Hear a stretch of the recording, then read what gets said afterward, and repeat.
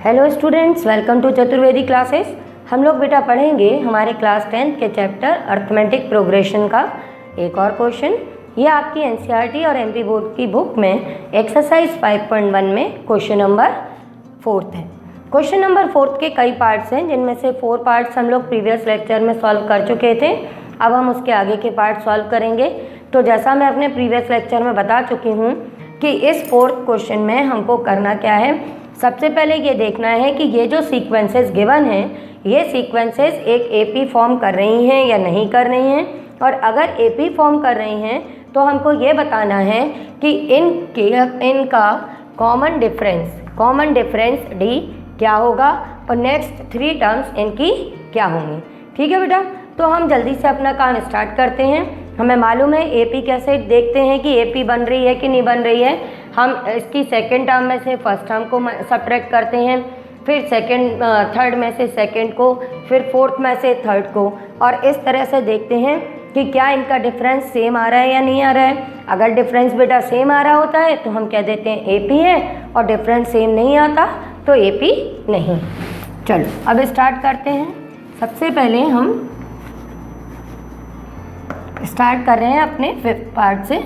तो 5th part में ये जो वैल्यूज़ लिखी हुई हैं ये डिफरेंट टर्म्स हैं, तो हम इनको इसी फॉर्म में लिख लेते हैं कि a1 की वैल्यू हमारी 3 है, a2 की वैल्यू 3 + √2 है, a3 हमारा 3 + 2√2 है, और a4 हमारा 3 + 3√2। ओके, अब ये करने के बाद एपी है या नहीं हमको क्या फाइंड करना होता है, a2 - a1। तो हमने ये किया 3 + √2 - 3, आंसर क्या आ गया √2। फिर हमने किया a3 - a2, तो ये आ गया अपने पास में 3 + 2√2 - 3 + √2। तो ये जब आप सॉल्व करोगे तो ये आएगा आपका 3 + 2√2 - 3 - √2। ये कैंसिल कर दोगे, आंसर क्या आ गया बेटा √2। फिर आप a4 में से a3 सब्ट्रैक्ट कर देना, तो a4 है आपका 3 + 3√2 - 3 + 2√2। इनको सब्ट्रैक्ट किया तो ये आ गया 3 + 3√2 - 3 - 2√2। ये भी सॉल्व कर दो बेटा, तो ये भी आ गया √2। तो अब हमने क्या देखा कि सभी का डिफरेंस कैसा आ रहा है बेटा, सेम आ रहा है। डिफरेंस सेम आ रहा है, इसका मतलब ये हमारी एक एपी है। तो हम लिख देंगे so given numbers form an AP, given numbers form an AP. ठीक है, एंड कॉमन डिफरेंस अपना कितना हो जाएगा, कॉमन डिफरेंस क्योंकि सभी का डिफरेंस सेम आया है बेटा √2, तो कॉमन डिफरेंस हम क्या लिख देंगे, हमारा क्या है √2। अब ये निकालने के बाद में अभी हमारा काम कंप्लीट नहीं हुआ। अब हमको नेक्स्ट 3 टर्म्स और फाइंड करनी है। तो हमको a4 तक गिवन है। जब a4 तक गिवन है तो नेक्स्ट 3 टर्म्स अपनी क्या हो जाएंगे बेटा, a5, a6 एंड a7। तो आपने जनरल फॉर्म इनके पढ़े थे a5, a6 एंड a7, वो किसके इक्वल आएगा बेटा, ये आएगा a + 4d के इक्वल। तो हमारे पास में a की वैल्यू क्या है 3, ये 4, और d हमने क्या निकाला बेटा √2। तो इस तरह से हमारे a5 की वैल्यू आ जाएगी 3 + 4√2, और फिर हम a6 निकालेंगे जो कि हमारा a + 5d है, तो ये आ जाएगा 3 + 5√2, और a7 हमारा a + 6d के इक्वल है, तो ये आ जाएगा 3 + 6√2। और इस तरह से हमारा ये वाला पार्ट 5th कंप्लीट हो जाएगा। ठीक है, अब हम 6th वाला पार्ट ट्राई करते हैं कि 6th वाले पार्ट में जो हमारे पास में वैल्यूज़ दी हैं क्या वो हमारी एक एपी फॉर्म करेंगी या नहीं करेंगी। तो अब हम अपना 6th वाला पार्ट लिख रहे हैं। 6th वाले पार्ट में a की वैल्यू गिवन है बेटा 0.2, a1 लिख लेते हैं अभी इसको। a2 की वैल्यू है अपने पास में 0.22, a3 की वैल्यू गिवन है 0.222, a4 की वैल्यू गिवन है 0.2222। ठीक है, अब एपी फॉर्म करेगी कि नहीं, इसके लिए जल्दी से स्टार्ट करो। a2 - a1, तो ये A2 है अपने पास में 0.22, सब्ट्रैक्ट करना है 0.2। जब आप ये सब्ट्रैक्ट करोगे तो आपके पास में आंसर क्या आएगा 0.02। ठीक है, फिर आप A3 में से A2 को सब्ट्रैक्ट करना, तो A3 है आपका 0.222, सब्ट्रैक्ट किया 0.22, तो ये अपने पास में क्या आ जाएगा बेटा, ये आएगा अपने पास में 0.002। फिर आप A4 में से A3 को सब्ट्रैक्ट करोगे तो ये है अपना 0.2222 माइनस 0.222, तो ये आ गया अपने पास में 0.0002।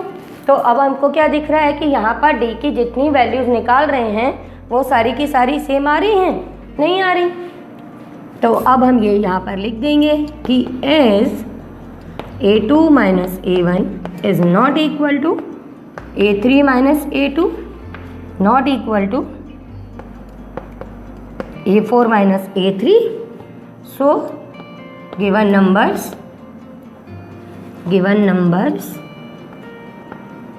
Are not in AP। ठीक है बेटा, समझ में आया। अब क्योंकि ये AP फॉर्म नहीं कर रहे हैं तो आगे की टर्म्स तो निकालने की ज़रूरत है ही नहीं। अब हम नेक्स्ट पार्ट करते हैं अपना 7।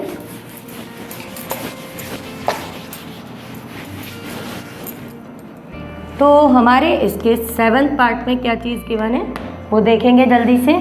ये गिवन है 0 माइनस 4 एंड उस A1 0, A2 minus 4, A3 minus 8 और A4 माइनस 12।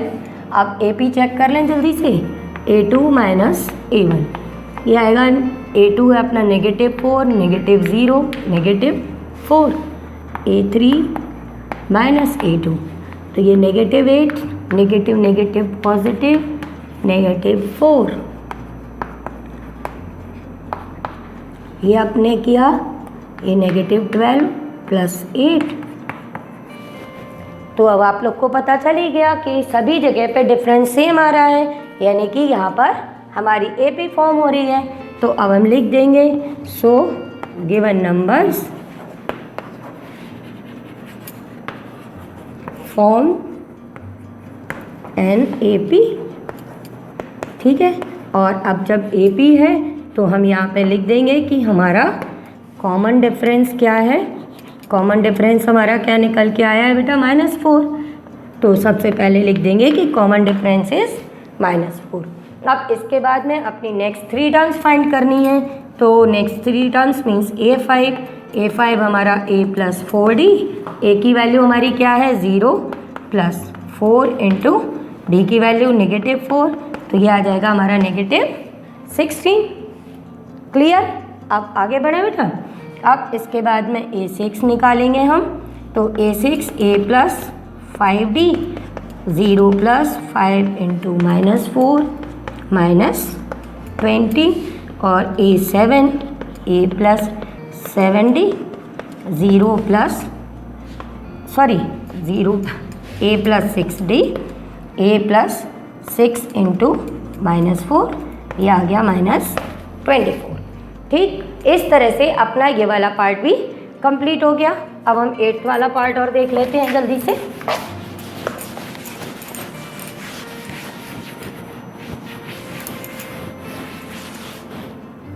अब ये हमारा 8th वाला पार्ट है जिसमें A की वैल्यू बेटा दिख रहा है कि हमको -1/2 है। ठीक, और A1 या A2 की भी वैल्यू -1/2 है, A3 की वैल्यू भी -1/2 है। तो इससे हमको पता तो चल ही गया है कि ये एक AP है, क्योंकि सभी में डिफरेंस अगर हम निकालेंगे तो हमें दिख रहा है कि 0 है, पर हमको शो करना पड़ेगा। तो हम जल्दी से शो कर देते हैं। A2 minus A1 -1/2, negative of -1/2। एक बार बेटा पूरा सॉल्व कर देना, उसके बाद में डायरेक्ट अपन लिखते जाएंगे। A3 माइनस A2, ठीक, फिर A4 माइनस A3। ठीक है, अब आपको दिख गया कि सबका कॉमन डिफरेंस सेम है, तो अब आप लिख देना कि so given numbers form N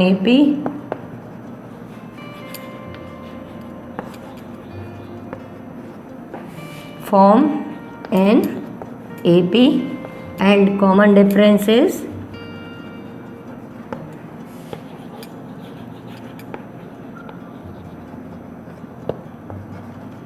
0।